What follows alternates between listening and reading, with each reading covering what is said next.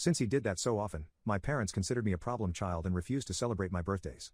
When I was 13, I asked them why they treated us so differently, and their reply was, "Your brother was a gift from God.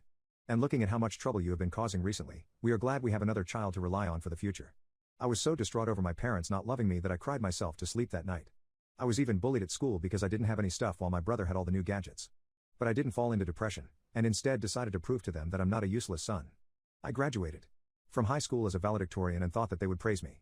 But my brother didn't like that the spotlight was on me, and decided to throw a tantrum about not getting enough attention. So instead of going to my graduation party, my parents took him to his favorite restaurant and treated him to a giant meal. That day onwards, I decided to just keep to myself. I was still living under their roof, but I hardly talked to anyone and only went down for lunch and dinner. It wasn't easy to do that as they were always worried about my brother and what he was doing anyway. I got a full scholarship to the college of my choice, and began focusing on my studies. I impressed one of my freshman professors, and got hired as his assistant the following year. When my brother turned 18, our parents bought him a brand new car even though he hadn't even applied for any colleges. And he made sure to flaunt it in my face by saying, "Why don't you go out with friends on car trips like I do?" Oops, I forgot that you don't have a car in the first place. That lit another fire inside me, and I began working on buying my own car. But I didn't just want to settle for a cheap model, and wanted to outdo him. After all, buying something more expensive than his car with my own money would be the perfect revenge in my opinion. So I got a job and started saving up money. I had to live with my parents so I could save up on rent, but I tolerated their abuse for the sake of my goal. One of my friends told me that his dad owned a car dealership, and could help me out. So I went over with all the money I had at the moment in the hopes of securing a car. To my surprise, my friend had already told his dad about my situation, and he agreed to lend me a second-hand Dodge Challenger if I paid him a certain amount every month. I asked him why he was doing this for a stranger, but he just laughed and said that if his son praised me, then I must be a good person. I am successful enough to not worry about my finances, and the thing that matters to me the most is my son's happiness. That is what he told me, and I was absolutely elated because I love the car. I immediately drove it around for a bit, but had to go home because I was getting sleepy. I had already decided to begin looking for an apartment at that point. But never would I have guessed that my brother would do something terrible.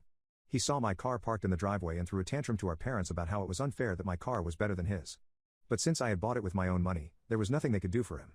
Thinking that I had finally gotten some payback, I went to sleep and put my car keys on my desk. But when I woke up the next day, I noticed that the keys were gone. I rushed outside and was shocked to see that the car was also missing, and so was my brother. I asked my parents about what was going on, and they said they had no idea.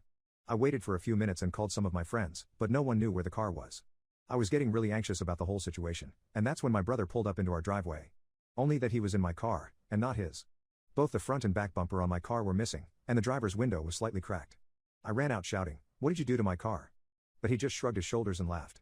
Well, I decided to take it for a spin because this baby deserves a good driver. But turns out that it's actually a piece of trash and just fell apart on its own. Looks like you got scammed on this one. My eyes actually began to fill up with tears as I saw how he had wrecked my car and was clearly lying about it.